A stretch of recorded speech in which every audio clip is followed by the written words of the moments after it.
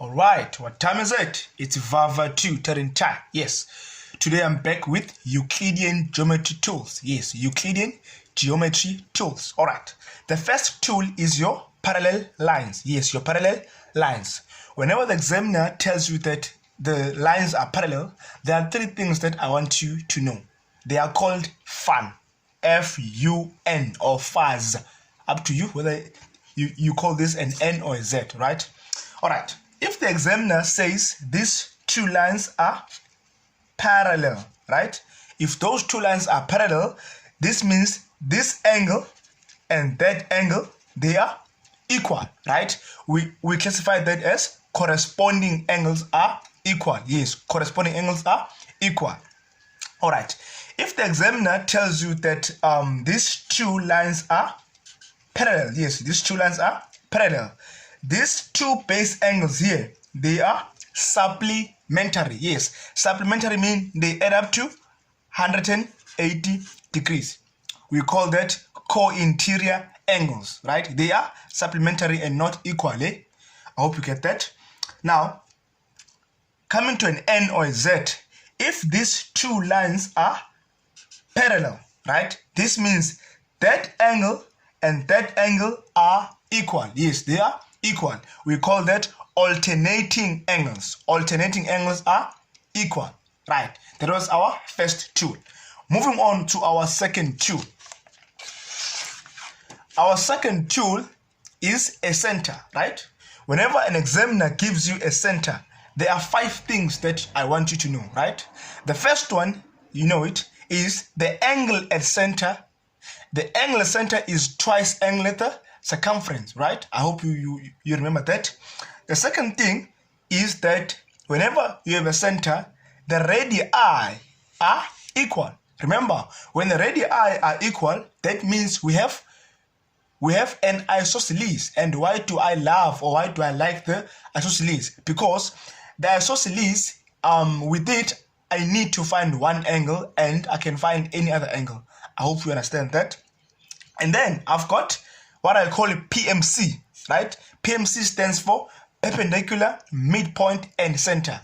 Do you remember the theorem that says if a line is drawn from center to chord, if it bisects, it is perpendicular, right? If it is perpendicular, it bisects, right? So basically, the P is for perpendicular, the M is for midpoint or bisect, the C is for center. So we say if a line is drawn from center, right, to chord, if that line, okay, from center and to chord, if it bisects the chord, hence midpoint, if these two things are present, we conclude that the line is perpendicular to a chord, right? That's how it works. And then if a line was drawn from center and that line is perpendicular to a chord, we conclude that it bisects the chord. The last one, if a line is drawn from somewhere, we don't know from where, and that line is perpendicular to a chord and also bisects the chord, hence midpoint, we conclude that that line comes from a center. I hope you get that. The fourth one about a center is that the diameter subtends 90 degrees. I'm sure you know this one. And then the last one with center, we know that a tangent is perpendicular to a radius, right? A tangent is perpendicular to a radius, which means they form 90 degrees. I hope you get that. Moving on to our third tool. Our third tool is about tangents. Yes. When the examiner tells you that a line is a tangent, I want you to think of these 3 things, right? Number 1 is your normal tan-chord theorem. I'm sure you know this one. Number 2, again, a tangent is what? Is perpendicular to a radius. Yes, I hope you understand that. Number 3, the tangents from a common point are equal at point of contact. Let me say that again. We say the tangents from a common point are equal at the point of contact. Hence, they form an isosceles. Let me show you that one. So here we're saying, if you have a circle, right?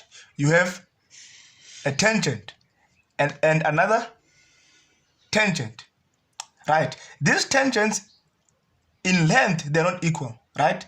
But we say at the point of contact with the circle, they are equal. Which means if I record here, right, I'm saying the two tangents from a common point are equal at point of contact, hence they form an isosceles, right? Which means this is a common point, which means these are equal weight at the point of contact. I have that, which means this is an isosceles triangle. I hope you understand that. Moving on to our last tool for geometry. We have cyclic quadrilaterals, right? There are three things about cyclic quads, right? The first one is that the opposite angles of a cyclic quad are supplementary, meaning they add up to 180 degrees. Do you follow? I hope you do. Number two, the exterior angle of a cyclic quad is equal to the interior opposite. I'm sure you remember that. And the last one, the angles in the same segment are equal, or we say they form a bow tie. Whenever we see a bow tie, by a bow tie I mean, this is what I mean. If you had something like that, this is a bow tie. You see that? Which means this angle are equal, and those two angles are, and these two are also equal. Do you follow? So which means these are called angles in same segment, or we call them a bow tie. But bow tie is for me to to explain much better. But the correct term is angles in same segment. I hope you get that. Until next time, keep well.